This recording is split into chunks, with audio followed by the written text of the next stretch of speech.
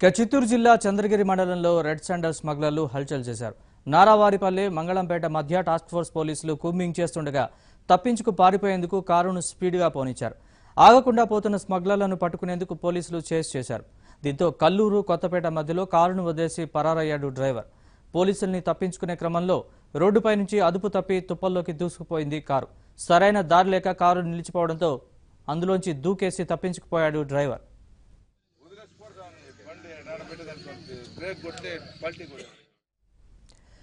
ఎర్రచంద్రం స్మగ్లర్లు ఈ మధ్య కాలంలో రూటు మార్చారు. ఖరీదైన కార్లలో దొంగల్ని ముక్కలు ముక్కలుగా చేసి తరలించకపోతున్నారు. దీంతో టాస్క్ ఫోర్స్ పోలీసులు నిఘాను మరింత పటిష్టం చేశారు. కూంబింగ్ కూడా విస్తృతం చేశారు. వాహన తనిఖీలు ముమ్మరం చేశారు.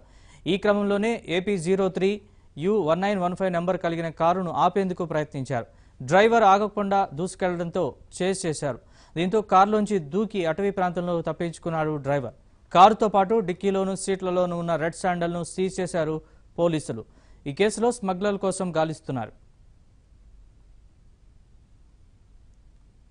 ఇప్పుడు చిన్న విరామం తీసుకుందాం. చూస్తూనే ఉండండి.